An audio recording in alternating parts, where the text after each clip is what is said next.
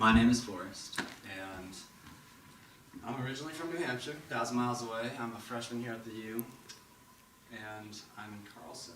And so, to be honest, I applied to 11 schools. Minnesota was definitely not my top choice. It was my third overall.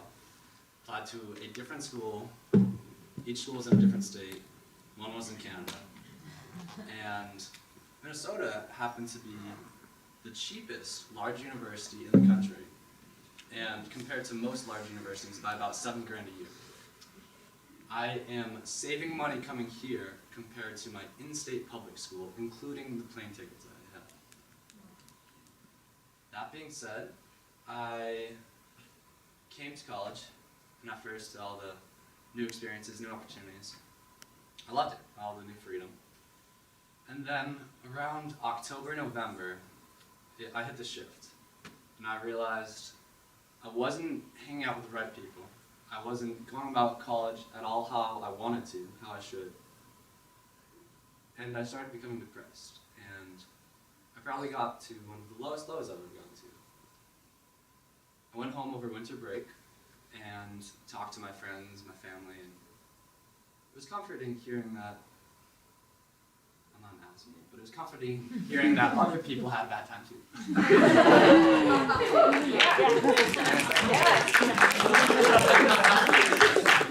It's like, oh, sweet, I'm not alone. Like, this happens to everyone, but it still sucks. And so, I remember on the way to the airport, back on the East Coast, I'm talking to my mom, and I was talking to her about specific things I could do to change things up. How can I come back to campus and not feel so crappy? And what I had realized is I was feeling so crappy because everything kind of compounded on itself. When you're not hanging out with the right friends, you don't feel like you quite belong. Your emotional stability isn't quite fully there. You end up hanging out in your room more, not putting yourself out there, not pushing your own comfort zones. And it's not good, it's not healthy. And so I started thinking of specific steps I could take. I got to campus. I remember I'm walking with my suitcase, and it was in that moment, something snapped. Something snapped where I realized, wow, life is incredible. And from that point on, I wasn't depressed anymore. And it was all of a sudden, it was out of nowhere. Nothing changed. My reality was exactly the same. But my attitude, my mindset, my outlook had all changed completely, drastically. And so I started looking at things differently. The world became a playground. Life was wealthy, it was healthy, it was loving, it was adventurous, it was incredible, because I let it be. And so I'm going to talk tonight about two things. One is the law of attraction, and the other is how I've defined meaning. And so I used both of these ideas, these principles, in order to give me these mindsets that really helped me grow. And I noticed that if I were to draw a quick little, graph of my excitement with college, it went boom. So realized I had the wrong friends, boom, depressed, flattened out over winter break, then slowly started going uphill. Then it got to this point where once I started really fully thinking about what I wanted in life, what I wanted out of life, and how I was going to do that, life wasn't just going up at a positive rate anymore. It was literally accelerating. It was getting to the point where every day wasn't just better than the last. It was twice as good, 10 times as good, 100 times as good. But my reality was exactly the same. And how could that be? Because my outlook changed every single day. It continues to grow and grow. So the first principle I will talk about is called the law of attraction. And this law just states that nothing was ever created before thought. That everything has all come from a thought. And so, what does that mean? That means that thoughts progress to actions. That if you think about something eventually you will have an action that correlates with it. If you are watching a TV show and then all of a sudden a commercial comes on for Burger King or McDonald's or some fast food place, pizza, you're like, oh, I'm hungry now. And then you go to your fridge during the commercials and you get some food.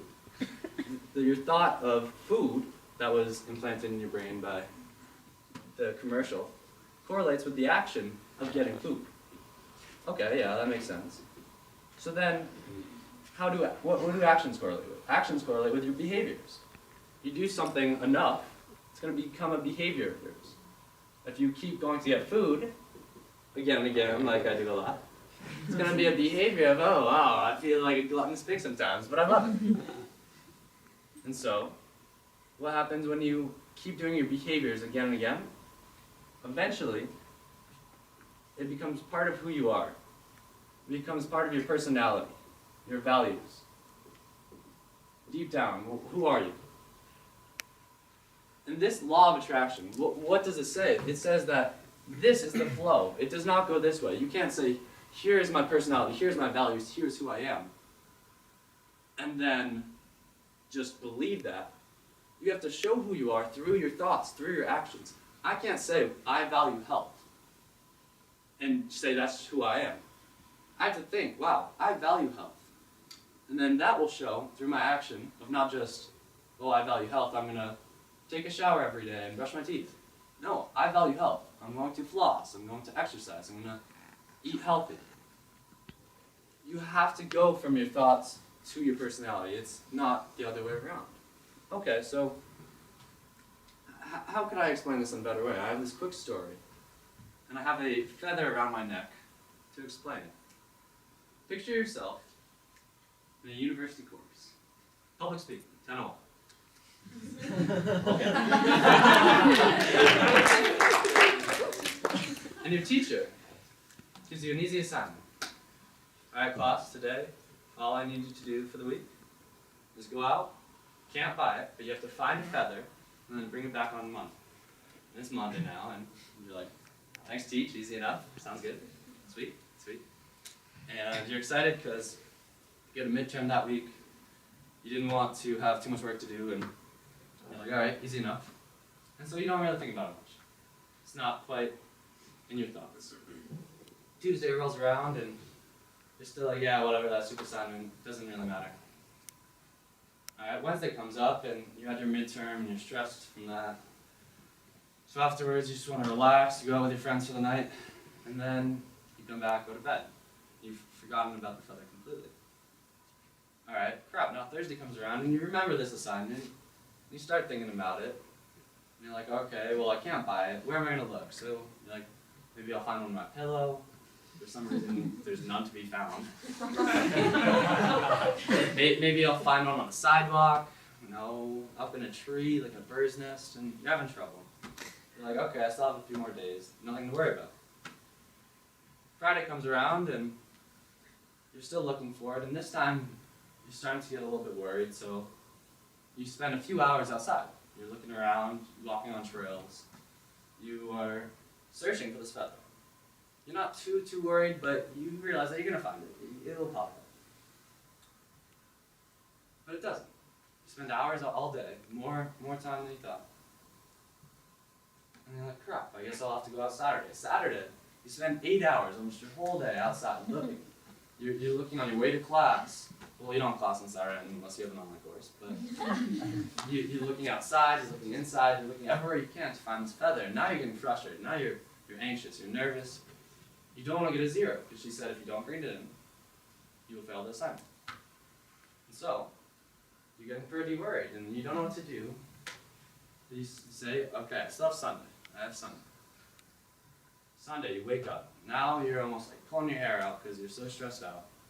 And you're looking around, and this time you're almost like ready to like rip open your pillow, and you're going to your friends' rooms and you're looking at their pillows, and you're like, why are you stiffing my pillow? Like, what are you doing? And you're just like, no, it's not what you think. Like, this is for school. It's okay. And you go to bed Sunday night almost in tears and stressed out, and you can't find this feather. It's overwhelmed you so much that you cry a little bit. Or that doesn't matter at all. So, you go to school on Monday. You go into your class. You see a teacher, you're pissed off, you won't even look at her. You sit in the back, just kind of mumble to yourself, like, what is this? And the teacher asks everyone for their feather. And you're the one kid who doesn't get out of his seat to give your teacher the feather. And you're just like, of course, I'm the only one. So after class, you try to explain to your teacher, look, like, I'm so sorry, I spent all week, I spent hours and hours looking for this feather. Like, can you please just give me one more day, a couple more days? I promise, I will find this. And you're just thinking to yourself, all right, I'll lie. Like, don't tell me, I'll do whatever I have to do, but you don't tell her that. Doesn't matter, she's not gonna give you a break. She says, sorry, this was your assignment, you had 7 days. I can't give you full credit. So you're just stressed out, pissed off. So you leave the room. You're done with her. And you start walking down the hallway.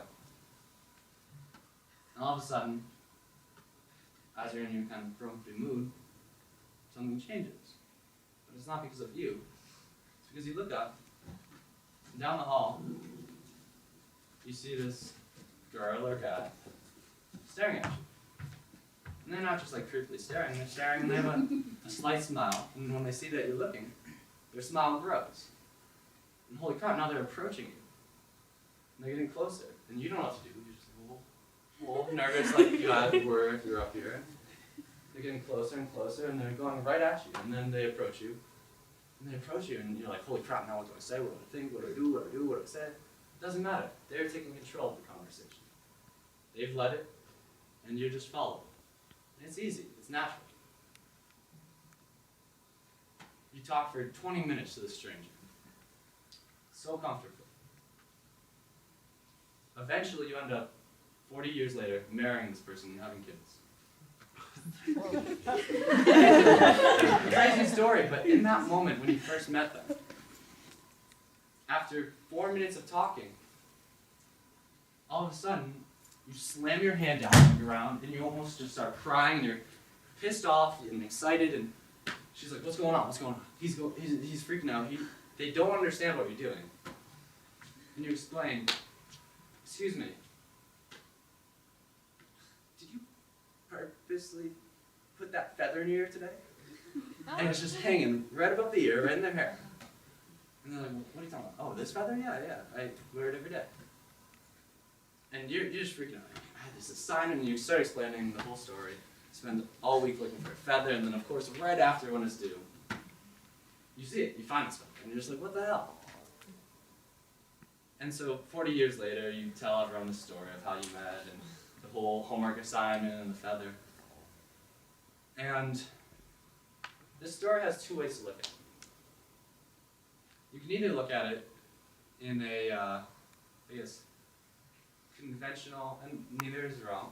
One way is conventional religious standpoint would normally say, oh, like that's fate. That feather was almost planted there. That your destiny was to meet that person. That was meant to happen. And you were supposed to be stressed out and get a 0 on that assignment so that you would find that person and marry them and have a wonderful life. The law of attraction is a little bit different. The law of attraction says that your thoughts progress all the way to your personality. So how does that relate to this story? Monday, the feather was not in your thoughts, other than when she initially told you, your teacher. So are your actions going to correlate with that? Yeah, you're not going to be looking for the feather. You're not going to be going out of your way to find the feather.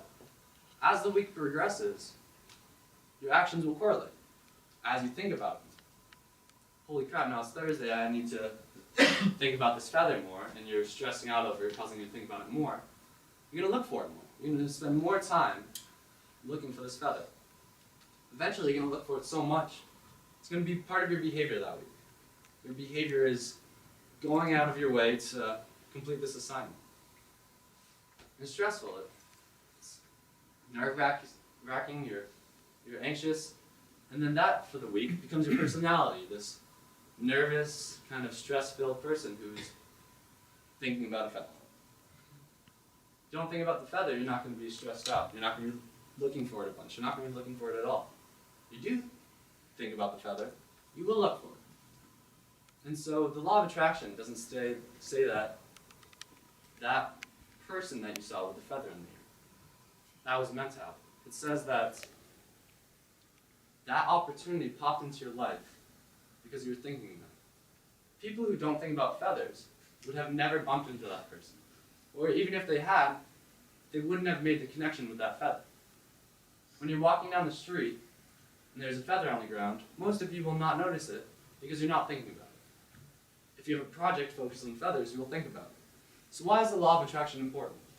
It is so important for all of us in our everyday life.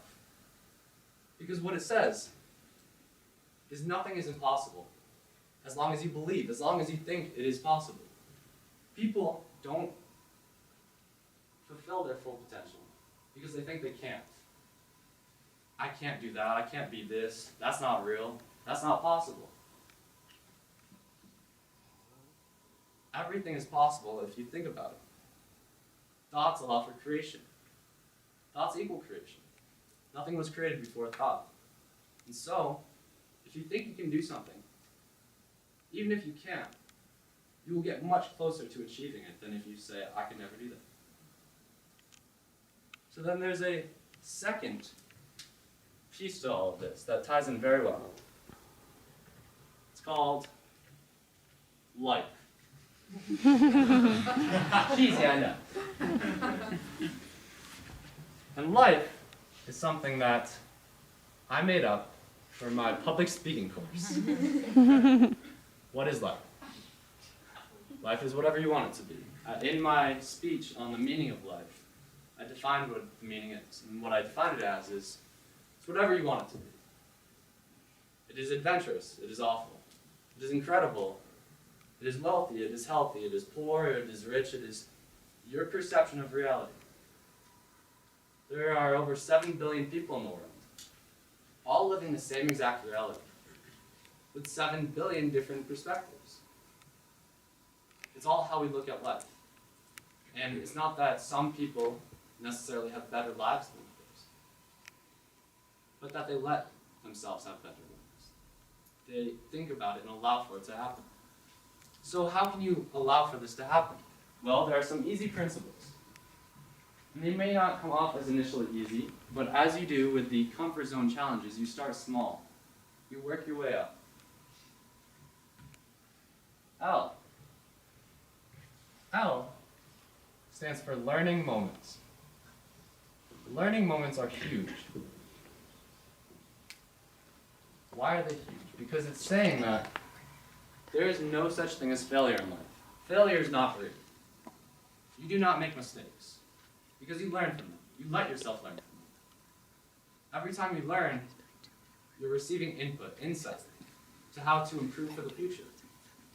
You're not failing, you're learning.